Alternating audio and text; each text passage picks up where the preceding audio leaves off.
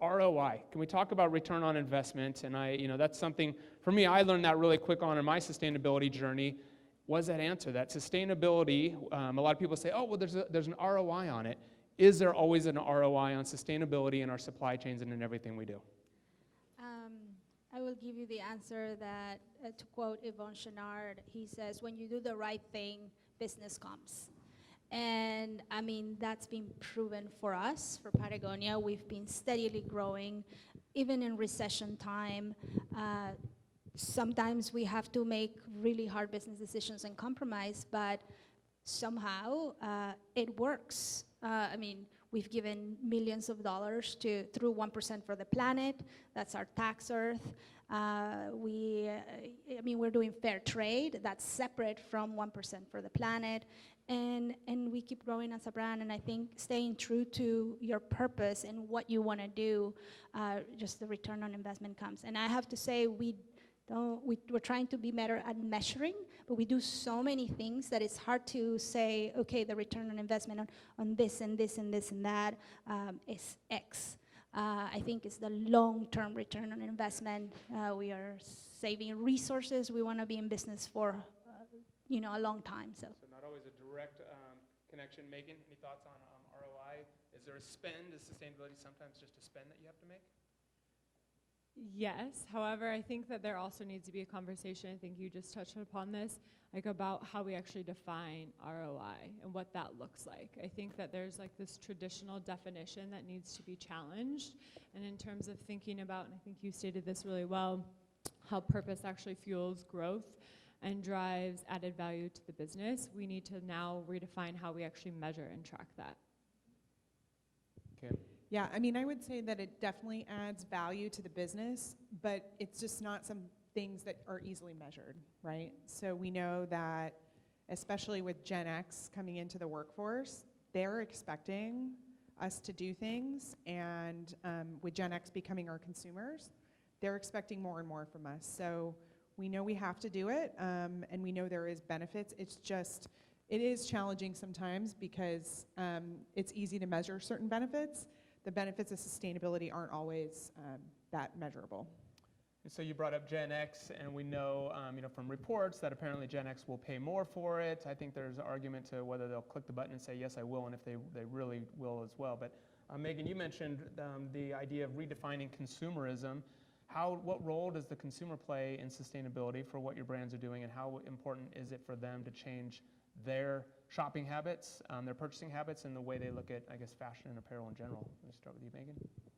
I think it's really important that we start to educate, and I don't mean to say this in like a forceful way. I think we need to be really thoughtful about how we educate, but I also think that we have a responsibility to then help look at the way we actually design into trends. We need to design for long-term, long-lasting products that people value over a lifetime versus thinking about these seasonal calendars where we offer something on a weekly, even monthly basis. So how do we actually start to like help shape some of these new patterns that consumers have started to kind of evolve into? So that's a part of our ownership. I also think we need to then, once again, ensure that we're instilling these values where they actually cherish these garments. So they're not then just discarding them and looking at them or viewing them as waste streams eventually down the road, but they're looking at them in terms of assets. So how can we actually take something, recycle it, repurpose, or reuse it and extend the product life cycle? So I think these are things that we all own accountability in terms of how we actually design our models, develop our business, and how we actually offer products. Kim or Wendy, any thoughts on consumers? Yeah, I mean, you touched on, a lot of what we believe at Patagonia as well. Buy one product, keep it, and pass it on to the next generation, and then, cherish the stories that product carries. I think one of the things that it's very important, and you touched on, is it starts at the design process, right? So making a product that you can actually fix, that if it breaks, you don't have to throw it away. And that's something that at Patagonia, I know the designers work very hard, and there's a list of things that have to go through, like, is it fixable, is it repairable, do you really need it? So making sure that the product is simple, no needs for bells and whistles, and that it can last for your children and your grandchildren. So it's important to start at the design process. Kim, your thoughts? Circularity is also a topic that we're starting to tackle as well. So everything from, reuse and resell, all the way to once a product actually does reach the end of its life, how do we actually recycle those things? So I think there's a statistic that only 1% of footwear is recycled in the globe, across the globe. Yeah. Did you have, I've read a few different ones. No, that's good, but I actually wanted to see if you wanted to touch on that kind of the re-commerce, reuse, reselling, I think from both sides. Well, is that affecting your brand? Is that something Vans is interested in? Yeah, it's definitely something that we're looking at. VF has in our sustainability strategy across all the brands, one of the pillars, there are 3 pillars, and one of them is circularity. So it is something we're exploring, and that includes, like I said, resell, re-commerce, reuse, as well as recycling at the end of life. And that reuse is definitely a big culture shift for consumers to get prepared for this idea, and it's definitely happening, right? But to know that we can buy things that have already been used, and that's okay, right? How's your experience at Patagonia been with that? Yes, I mean, we have what is called a program that's called Worn Wear, and so we sell lightly used garments, but also upcycling. So we're upcycling a lot of used garments and giving them a new life. And yeah, I mean, it's definitely a different way to bring it back and finding a new life for the garments. And maybe adding on circularity, Megan, for you, what is the state of circularity in the industry, right? So everybody kind of assumes like, hey, I turn my stuff in, you guys can just recycle it, right? We make new things out of my old clothes. There's drop-off bins everywhere, and I think there's a little bit of a misconception, but any thoughts on that, on where you're getting materials and what's going on with clothing recycling in general? Yeah, you read my mind, because I was just thinking, like, this is such an early concept right now. Globally, this is something that is a huge challenge for all industries. This is an actual model that all industries need to shift to, but we're still learning so much in terms of how do we actually collect used items, specifically apparel? How do we sort it? What are then the outcomes or possibilities in terms of reuse? What do those models look like? So where I would say in terms of like a starting point, I would just look at how do you pilot these small concepts, start to see how they interact with larger models or larger systems and build upon those. You're not going to be able to like switch your business model overnight. It's impossible, and that's disruptive in the wrong way. So I think that we need to look at examples of worn wear by Patagonia. How is that actually adding value to their business?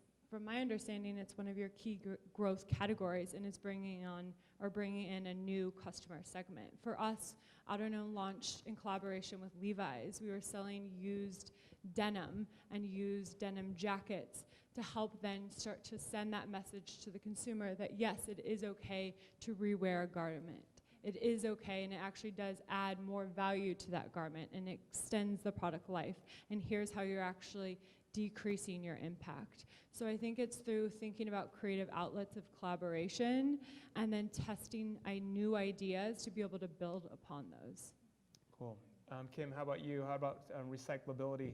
When do you think we'll see a day when Vans shoes can be recycled and you can make new products out of them? So they can actually be recycled right now, but there's some logistical challenges with collecting and sending to recycling, and also they're not closed loop to recyclable right now, so they get recycled into other things, not into new footwear. So that's a breakthrough that we're working on, but I also think it starts at the design phase too, right? Like, how do we have to change the way we make product and design it in order for it to be designed for disassembly? Yep. I don't know if that's a common term that you all know, or if it's in your book, but.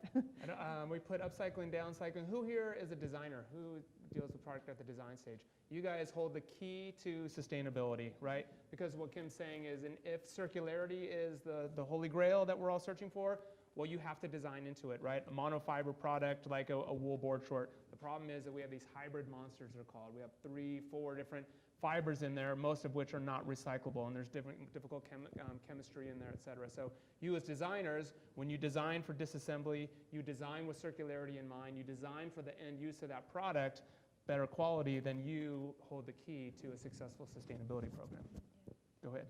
Oh, sorry, I wanted to add, touch on the quality piece, that it's important, yes, it's important, the design process is important, but it's important to pick fibers and fabrics that are durable, that can outlast that whole recyclability process, and honor that, make a product that is the best product out there so that it can last through all those cycles.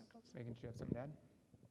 No, that's exactly what I was going to say. I think it's really important for everyone to realize that there's a difference in terms of like circularity principles and closed loop. Closed loop is to recycle something and renew it through a new fiber that's then put into a new garment. That is a great model that we have to shift to, but that shouldn't mean that we move to that right now at this point in time. First and foremost, we need to extend the actual product life cycle of a garment, and then from there, break it down, recycle it, and reuse it when it's damaged and defective and no longer usable. So I think that that's really important to remember, because I think there's a lot of models right now where we're automatically shifting to recycling durable garments that could actually last longer.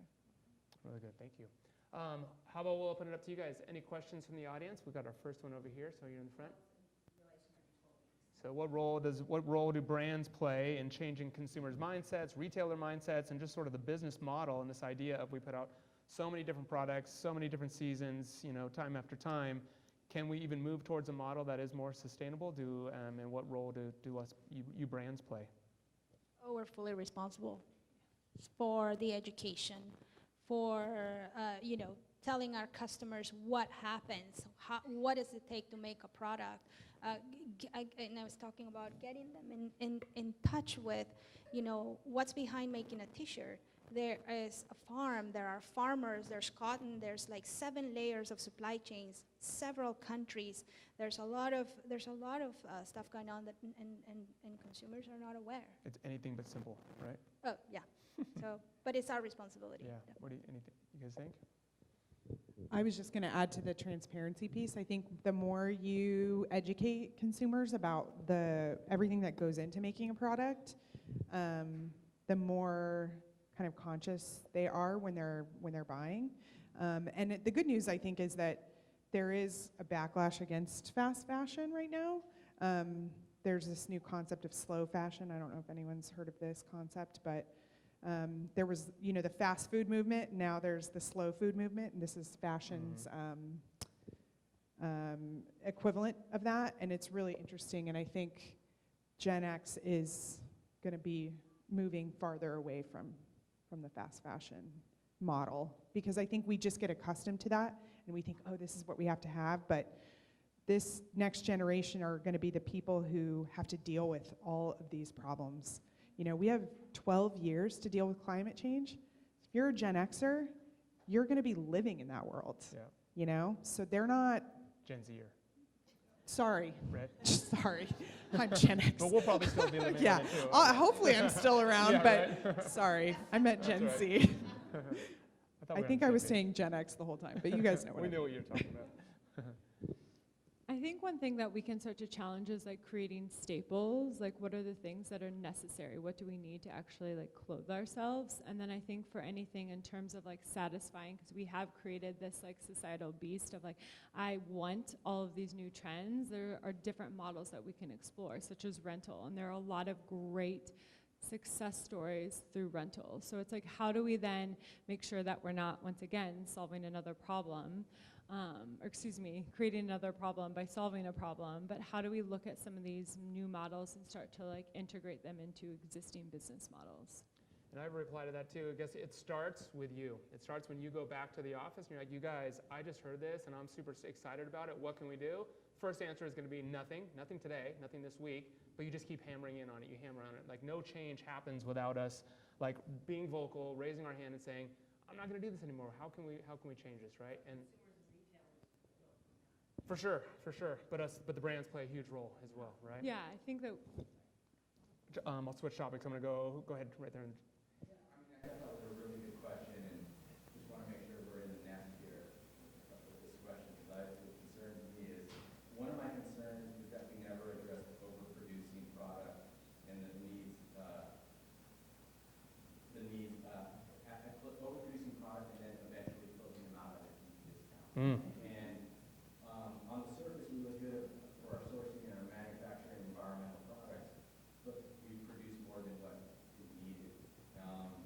Should this be considered as one of the matrices for the Higg Index? Because I know all of us have to deal with closeouts, but at what percentage is acceptable and what isn't? To me, it's almost, I wrote this down, sorry, it's almost a way of another example of greenwashing. You're producing these great environmental products, but you're closing out a ridiculous amount of product. Isn't that competing the whole purpose? I guess I'll start with that. I'll say the answer is yes. We've created a whole new revenue stream from off-price, right? So now we're basically building lines for the off-price channel, which was meant to offset those first mistakes that we've made, right? So a big part of it is just getting more efficient, and those are some of those kind of, what do we call them, fifth generation solutions, right? Where we're kind of changing the way we've done things, and it's getting closer to market, producing goods on demand. But this idea of producing, spending 120 days waiting for and buying so far out without any orders, that's contributed a lot to it. So it should be considered, in my opinion, in the Higg Index, which is on your terms sheet. Hopefully everybody got access to that terms sheet. So that's my quick response. Any responses to Minnie's question? Yes. The answer is yes? Yes. Yeah. I mean, I can say that speaking from Outerknown's experience, and we need to get better at this, but we're starting to test new ideas where we buy them in small quantities and then we invest in them when they're proven to actually be of demand, and that's something that the consumer wants. I think there's still a lot of room for improvement there, but it's like, how do we actually start to understand what the consumer wants and then go deep into those things, but do it in a new way where we're not just like buying to meet everyone's needs, but buy according to the actual needs. And then I'll also say that I think overconsumption is an issue in terms of just how we process goods in the end. Like, is there a better way, if we think about this circular system, to extend those products' lives and create new business models and opportunities? So I think we need to think about that excess inventory and how they're still basically assets versus it just didn't sell. Now, in most cases for this industry, they're typically incinerated or sent to landfill. So it's like, how do we start to reframe this problem and ask new questions? And I'll add to that too, because it's a toxic mess, right? Because we're overproducing, we're underutilizing, we're wearing our products less and less. That ties back to quality. I don't think that speaks to any of these brands, but overall. So it's just this formula, this calculus formula that just doesn't work, and it's working really bad. And going back to materiality, when we're using things that had no consideration for end of life, and there's no circularity or no solution for it, it's just one big hot mess. So it's a really good point. Go ahead. In reference to your three positions, I have one question, two parts. Is the messaging that's going out for your work adequate from your perspective? And either yes or no, what's the biggest opportunity without throwing your marketing team in? So is the messaging that's coming from the brands strong enough, right? And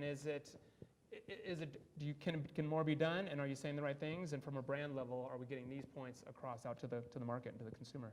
Wendy, you want to take that first? Yes. There's a lot of messaging at Patagonia. There's a lot of, it's really hard to hone into one single thing because we do so many things. But when it comes to social responsibility, it is, one of our biggest message has been fair trade, our biggest tool to communicate with consumers and what it means to buy a t-shirt on the labor side. That has been our biggest way. But the next big challenge that we have that it's very hard to communicate is the issue of living wages. How do we talk to our customers about living wages and the fact that we are not there yet? We need to get there as an industry, and that's one of the reasons why we call fair trade our first step. We are putting our money where our mouth is by contributing directly. But we need a sustainable fix to that, and that comes in the living wages solution. And we're trying to figure out what is the right message, because it's a very difficult concept for consumers. So, yeah. I'm glad you asked that, because we do have some marketing people from Vans here. Raise your hand, marketing people. They're in the back. No, and I think they would agree with me, actually. And that was an intentional decision when I started here. Number one, because we are, humility is definitely part of our culture. It's one of our values. And it's just not really Vans to say how great we are and how great we're doing. But then we also, when I started, did not really have much to point to. But now that we've been doing it a while, I think that we do have a lot to talk about. And that is slowly changing. And also, we're getting more questions and things like that. But I will, one I think, challenge is that some of these issues are so complex that it's hard to like boil it down into like a soundbite, especially with this generation, next generation coming in. They're used to 10-second Instagram videos. I mean, literally, if an Instagram video is longer than 10 seconds, people don't watch it. So like, how do you boil down like a complex issue into that? So it's really hard to do that, but it's something that we want to do more of. So I think the big opportunity is just telling this story in a more compelling consumer-facing way. Yeah. And I would say if my CEO were here right now, he'd be like, we need to do a better job. I'm so fortunate to have a leader who's actually pushing me. But I think the reality is also like verification is a huge issue. We need to be super thoughtful about greenwashing. We need to make sure that we can measure, track, and then prove some of these sustainable claims. So I think that there's like a balance, and we need to get better about being a little bit more boisterous. We do a ton at Outerknown that we do not speak about. I could probably sit here, as I said, for 20 hours and speak about all that we're doing, but because we are so fearful in terms of, can we measure it? Can we prove it? Do we have all of the verification and all of the substantiation in order? We're sometimes a little bit timid. So I think that it's upon us to make sure that A, we have that, and then B, we start to educate the consumer in a more digestible way. And Megan, I really like that you said that it's about progress, not perfection, right? And so I think as brands, I think it is important to share your message and be vocal that you are doing even something, that you're making progress, because then it inspires the next brand and the next brand and the next brand, right? And as soon as Patagonia is doing it, which means Outerknown is doing it, which means Vans does it more. When I was at Volcom, that was one of the things we put into our sustainability targets, was that marketing had to include it into their messaging, and it could no longer kind of be this thing off in the corner that if you knew about it, then that's where you found out. And as you'll see, I think part of their messaging now, it's kind of front and center, because that was a conscious decision to say, hey, we have to make sustainability part of the corporate message. So, yeah, right behind you. So it came up a couple of times, we're talking a lot about sustainable fibers and fabric choices, but what's sort of the next rise as far as like the dyes and the printing goes? Because like it's great if the fiber is sustainable, but if like the dyes and inks aren't, kind of a little counterproductive. So kind of like, what's the next step there we're moving towards? Good question. And I will say two things. One, because by the time you get to dyes and chemicals, so first, fiber choice, your benefits are going to be climate, soil regeneration, farmer equity, et cetera, right? Deforestation, so we're tackling those topics. That next tier that you're talking about, dyes, now we're getting into chemicals, effluent, and worker safety. So great point, though. So any suggestions for dyes, what you guys are using, and what you might suggest for brands? So we tackle that through a program called ChemIQ, where we actually go to our tier 2 mills and we do a chemical inventory of everything that they use, and we send it to a third-party testing lab, and we have red, yellow, and green chemicals. You probably know what those 3 categories mean. So any red chemicals have to be phased out, and there's an action plan put against that. Yellow chemicals we take note of, and we try to look for alternatives. This is public, so anyone can look. It's on the VF Sustainability website. So we really approach it from an industry level. So anyone who's in those mills that isn't Vans also benefits from the program. Yeah, so we work very closely with Blue Sign. Blue Sign certifications for the different impacts at those levels. But not only Real looking. quick, can we clarify on Blue Sign? What do Yes. what do they provide? What do they do? What's their approach to it? So everyone knows. So Blue Sign looks at chemical impacts not only from how harmful the chemical may be, but also from the resources aspect. So how much water are you using? How much electricity are you using? And so especially when it comes to water, anything that is chemically harmful, there has to be a water treatment process at that facility. So in the supply chain, through our CEIP program, or Chemical Impacts Program, we look very closely at in ensuring that there's a water treatment plan at every facility in the lower levels of the supply chain, especially when they're dealing with inks. But yeah, I mean, I've heard, and we have a team that works on product responsibility, and that's the full focus.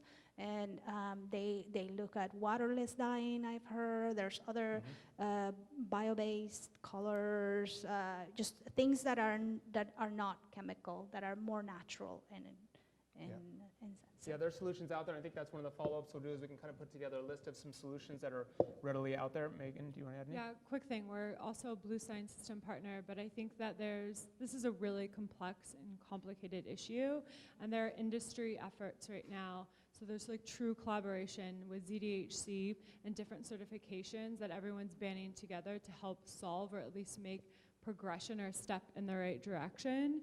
So with that being said, I think it's really important to identify what those organizations are and how you get involved, because then you encourage your supply chain. And then beyond that, I think it's looking at innovation. I think it's banding with a group of brands to identify and research what's potentially coming available, and how do you start to test these new ideas and help then participate in R&D. I think it's a combination of all three of those things: determining a certification, collaborating with industry, and definitely investing in innovation.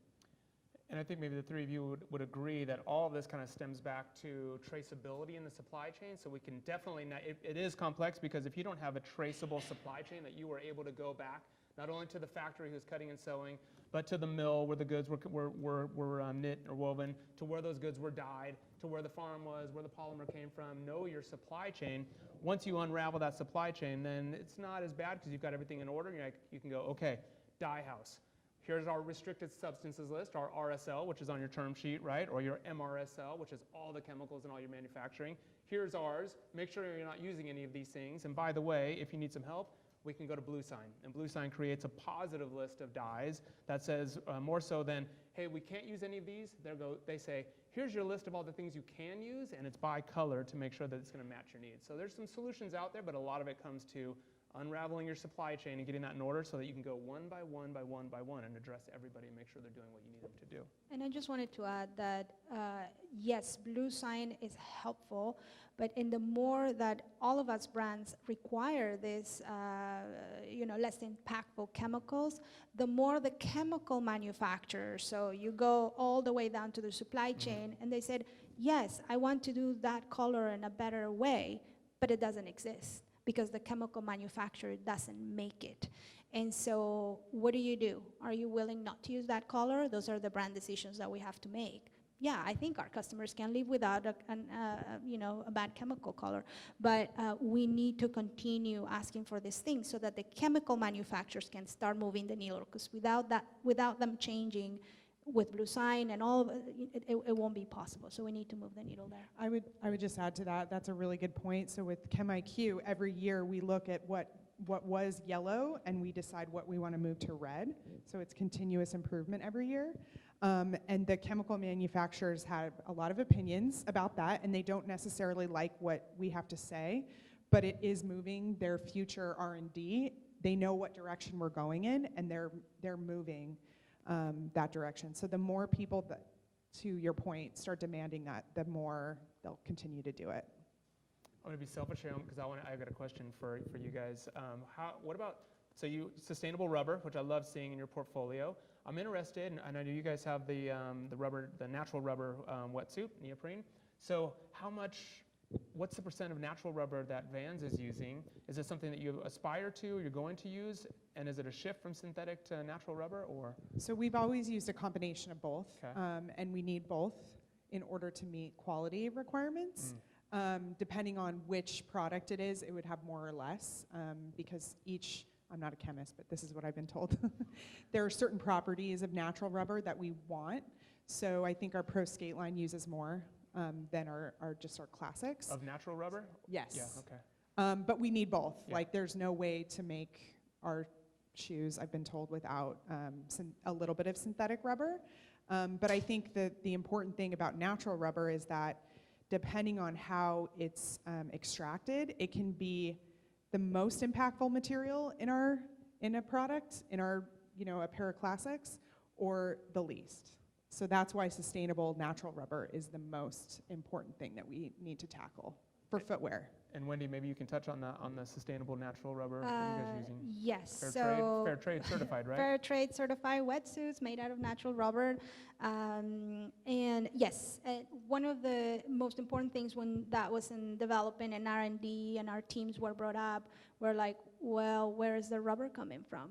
And is it certified? Is it FSC certified? And so through the process, through the R&D before we launched the products, we made sure that FSC got there and certified, made sure that it wasn't from deforestation, make sure that the workers, so FSC covers deforestation, environment, and labor as well. And so we don't have the bandwidth to get to every single rubber farm. And so we rely a lot on certifications to help us there. So yeah, especially when it comes to claims as well. Yeah, and I'll ask about that because, did you want to add? Yeah, can I just add one Please, thing? please. Sorry, I think there's another common theme here that's really important. I know I keep repeating myself with this, but once again, I think this is a great example when you were just commenting on the fact that you still have to use synthetic. And it's not to say that you need to go from 0 to 100. It's noting that you need to make progress. So maybe it's starting with 20%, then moving to 50%, setting a goal for 75%. It's allowing yourself a little bit of a runway to be able to make progress. So please, I want everyone to ensure that you're taking that away today to even start with 10% of converting to some sort of preferred fiber. Really good point. I was going to add to Wendy's on the FSC. Everybody's seen the little tree FSC logo on your paper, the Forestry Stewardship Council. That applies to rubber, to tree-based fibers as well, right? And so that the viscose, so many of us are using viscose in our supply chain. You can source from FSC certified sources as well for that. How about certifications and audits? How important are third-party certifications to each of you? Very important, especially for us when you're talking about animal welfare. So we're talking about the responsible wool, we do traceable down, and it's really hard to guarantee a certain claim without having been there. So you can have internal programs as your first step and visiting the farms and everything, but in order for the consumer to be certain that it is really what you said you're doing, certifications are very, very helpful, especially when you don't have a team to get there and do all the work, and especially for your customers that says, well, how do I know you did it? Oh, well, there's a third party. I mean, this is with the FLA. The FLA comes and accredits our programs. It's not just us saying we're doing right. It's a third party. Fair trade. Are we paying the premiums? Yes, they come and say, so when we talk about it, those certifications, organic, I mean, all of anyone who does organic, they're very helpful. Yeah. Kim?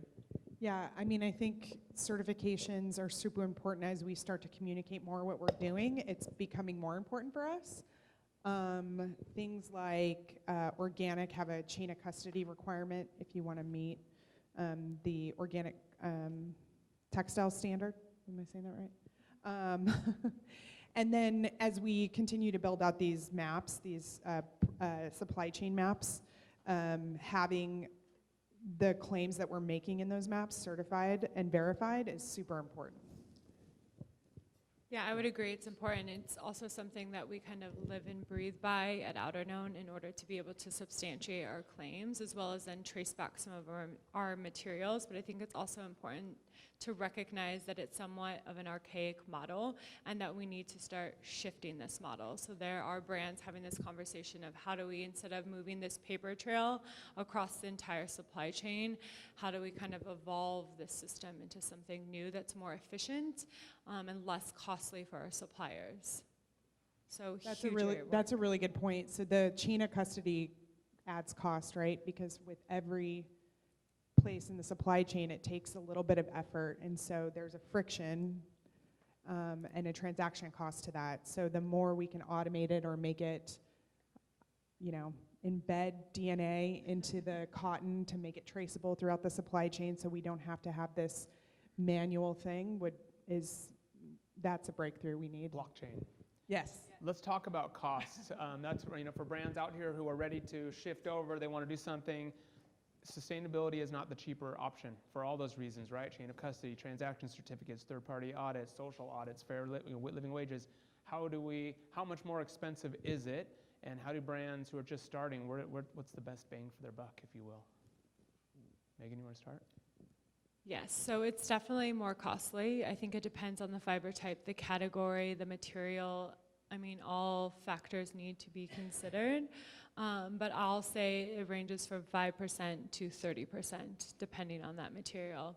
I think for us, we're very privileged for our brand, where we started out with the whole premise being around building sustainable materials, especially with preferred fibers being one of the #1 strategies given its impact. So with that, we've now built into retails and margins to help support that. I think the question is then at scale, and this is a huge question for our leadership, is as we continue to scale, we got to get a lot of questions around price point. And consumers saying, I can't afford this. So how do we think about making this accessible, sustainability accessible for all, while still then being able to utilize and incorporate these sustainable materials? So with that being said, I think that this is a huge industry issue. This isn't brand specific, and I think that's why we started the Preferential Tariffs Project, to start thinking about how do we get government involved. Somewhat of a challenge, not somewhat. It is a huge challenge given current state of affairs. But I think with that being said, how do we actually start to shift the system and find new approaches to get the price point where it's actually affordable and in line with conventional, so then you essentially can replace preferred fibers, you can replace conventional fibers with preferred. So I think in this conversation, the role of brand collaboration it's immense. If you go into a factory and you're the only one that is asking them to get certified or get blue sign or whatever, it's going to be a huge cost for them to give you that specific certification if you're 10% of their revenue, right? However, if you find out what other brands are working at that particular factory, and you go and knock on those doors and say, hey, what do you guys think? Can we do this together? Then the factory will know that they're not only doing it for one customer, they're doing it for all of their customers. And so whatever price they were going to increase for you now is spread to everyone. And I think that works in any certification, environmental, whatever. The more of us that are asking for that, then it becomes the norm, right? So brand collaboration is very important, getting those costs down. So what you're saying is SIMA has an opportunity to bring together everybody to help bring down fair trade prices, like to help spread up this fair trade, fair labor. Bring it, right? yes. Right. Megan, Kim, any thoughts on that? I mean, I think we're in a unique position maybe, because we're part of a larger corporation, so we're able to collaborate on the back end on certain fabrics. You know, a lot of VF brands make backpacks. We were able to switch over to recycled poly for a lot of our backpacks because of that. And we've actually been able to do that without much of a cost increase, but there definitely is, there are trade-offs, you know? So when we figure out kind of how we want to do things, it's sort of up to the product teams to figure out where can we squeeze this in, and where do we want to go first. Really good. We've got a few more, we've got a little bit more time. Any other questions? I'll come back to the middle, then come back to you in the front, and then back there in the corner. Kyle, go ahead. I'm Mark Simons. I have a question for the audience first. Please answer honestly. Remember Katy Perry with I Kissed a Girl? Anyone? Okay. Katy Perry, I Kissed a Girl, if you can remember. Movie Mafia.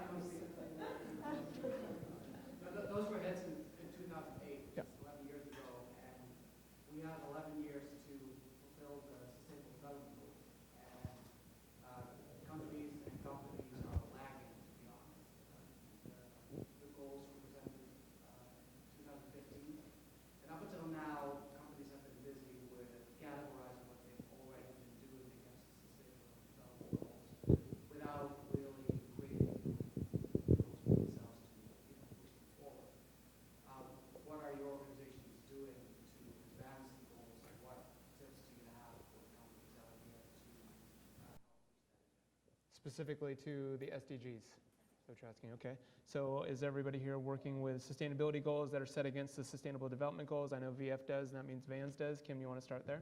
Yeah, so when we created the strategy that we rolled out at the end of 2017, we mapped all of our goals against the SDGs. So you can look on the report and see, you know, for renewable energy, I don't know them off the top of my head, I probably should, but for our renewable energy goal, for example, what SDG does that map to?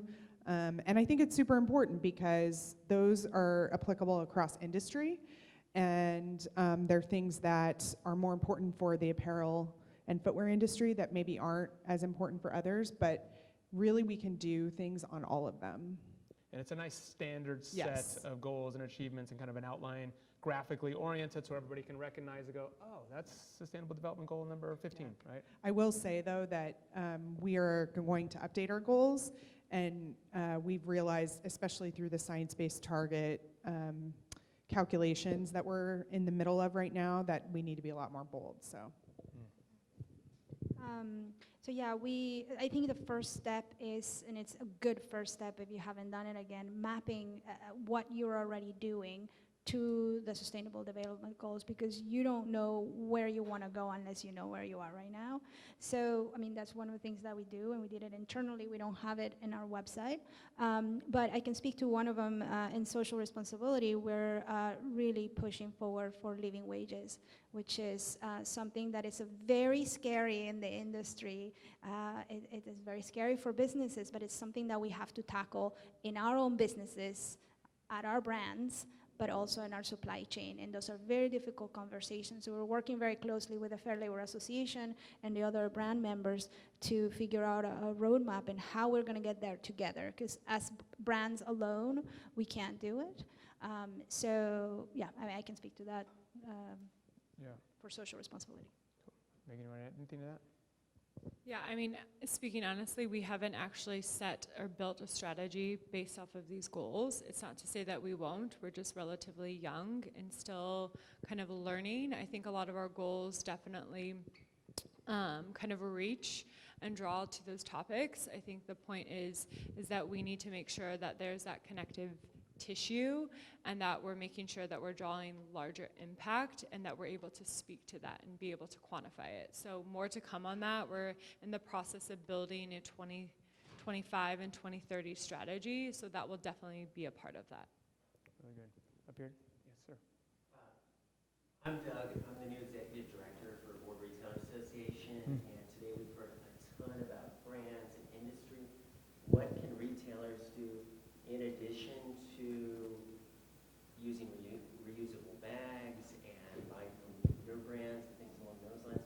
What message can we convey to retailers to help with this program? The next time you sit with them at a showing, ask them what they're doing about sustainability Exactly. and demand it from each of your brands that you buy from, right? Yeah, I was just having a conversation with one of our reps who sells to core skate and surf shops, and he was saying that he talks about it all the time.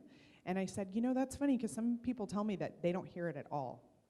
So I think if they ask for it, it rolls up and eventually lands in briefs that product has to execute against.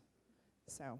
Yeah, because it's amazing. I mean, once we hear the retailers coming back and all of a sudden the sales team is going, hey, you guys, I asked again, and it might only take 2 times, you know, before the brand goes, okay, that's it, tipping point, we're going to start doing something. As an organization, providing resources, providing initiatives, providing programs for retailers, what can we convey to retailers? Go ahead, Wendy. So I hope this answers your question, but for us, one of the things that we would like to convey to our retailers is the concept of responsible purchasing practices. And responsible purchasing practices basically is acknowledging that every business decision has an effect on the supply chain.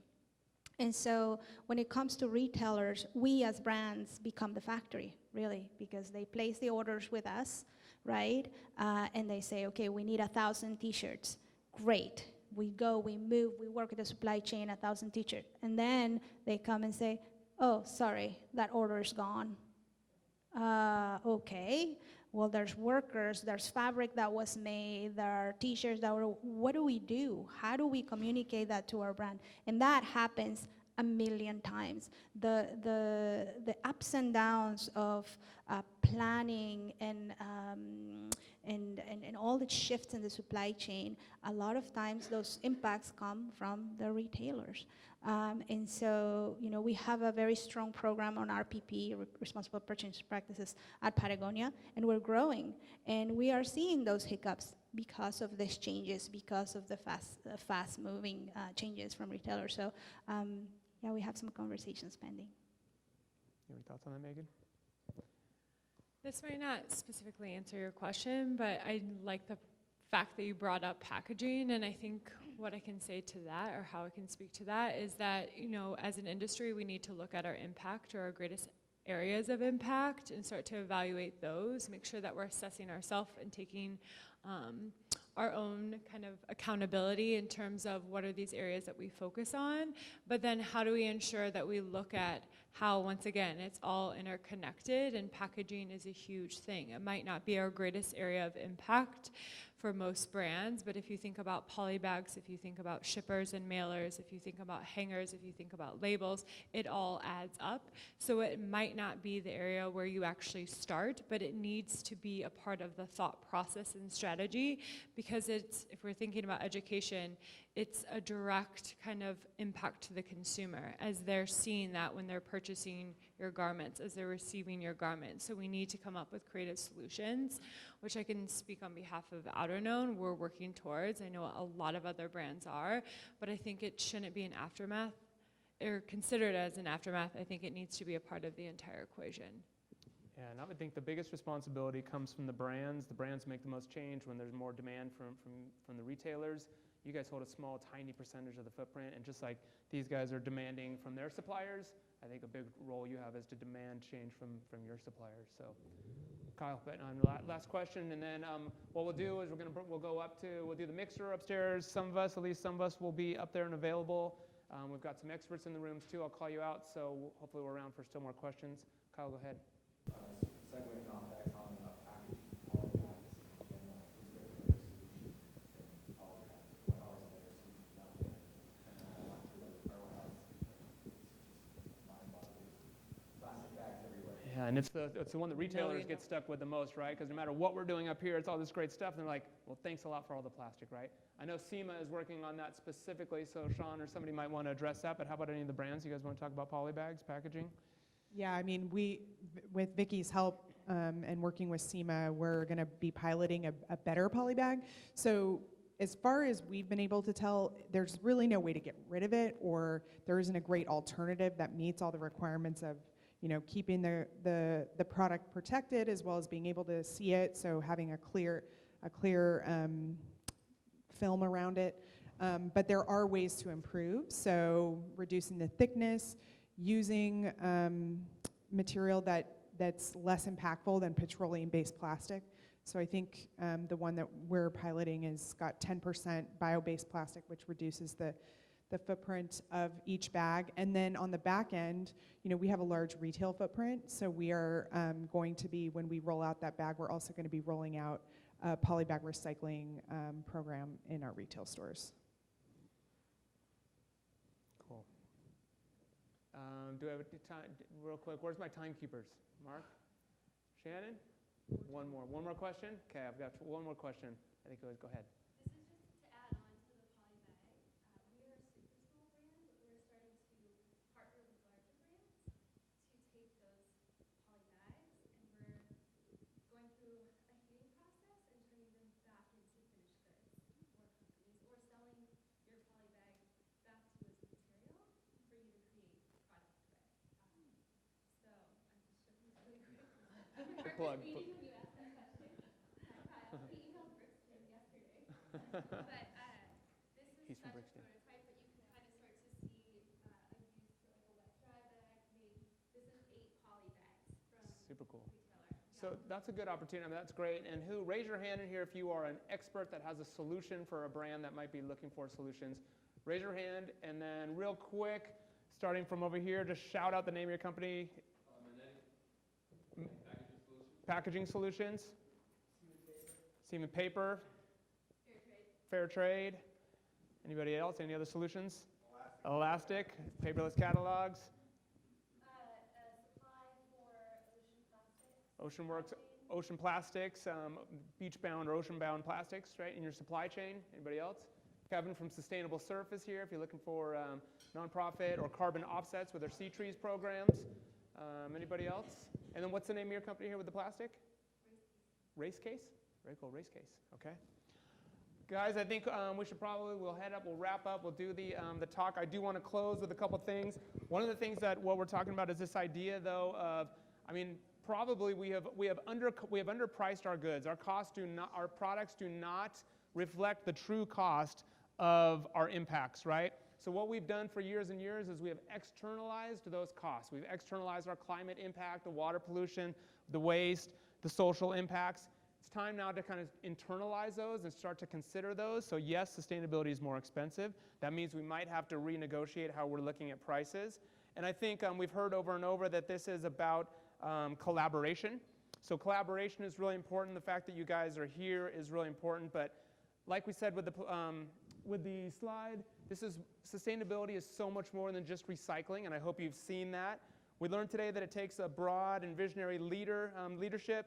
It takes a collaborative effort, that when things happen, when people rise up and come together, and perhaps that if we don't do it now, there may not be time. We don't have much time left to do things.